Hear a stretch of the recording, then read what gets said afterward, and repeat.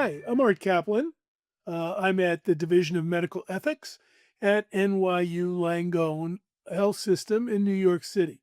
And I am not a hologram.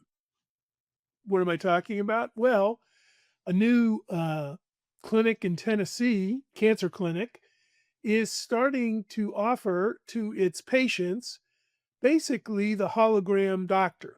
And some of you will know what this is like. It's been used some now in shows, performances like at the Sphere in Las Vegas.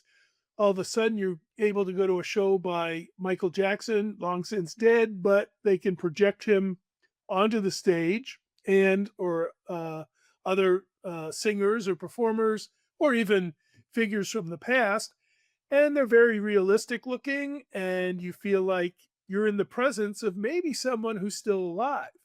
Well, that technology is being touted as a way to improve care for people in rural areas.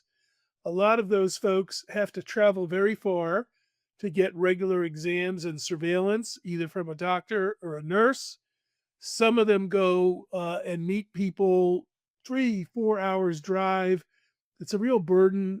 It's hard for a lot of these people, some of whom are frail or older or sick from the treatments themselves. It's hard for them to get there.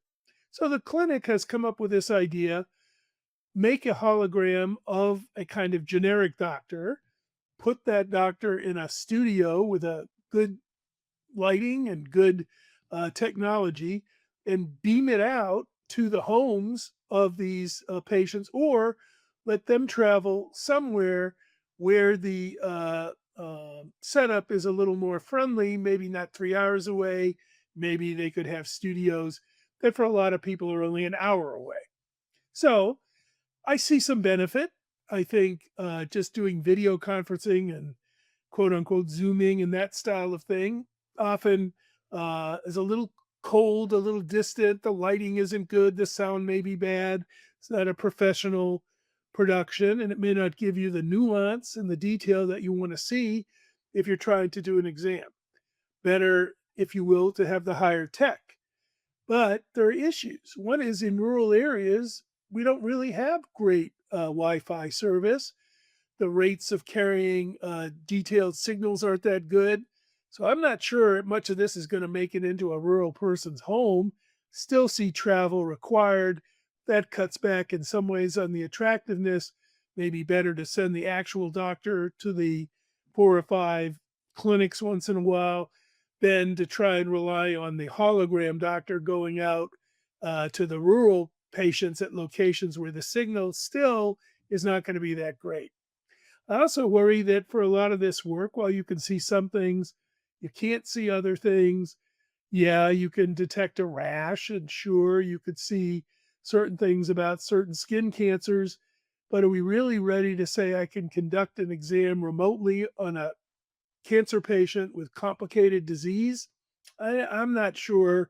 Again, I'm no oncologist, but it makes me nervous that a thorough exam would be something you could do. In a weird way, this might work better for dermatology. It might work better for maybe certain kinds of family medicine practice where someone's nervous about a rash or some headache or some symptoms that maybe you could handle remotely. But this patient group strikes me as maybe more complicated.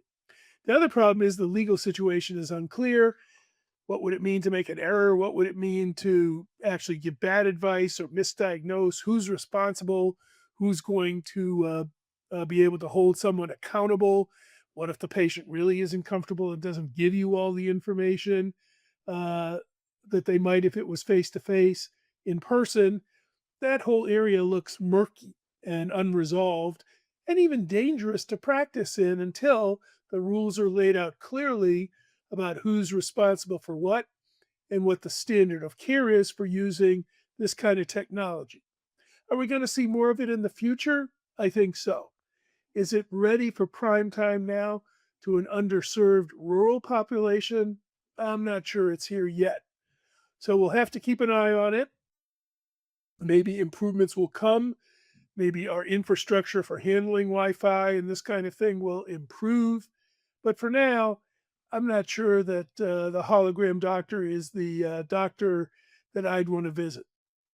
I'm Art Caplan at the Division of Medical Ethics at NYU Langone Health Systems. Thanks for watching.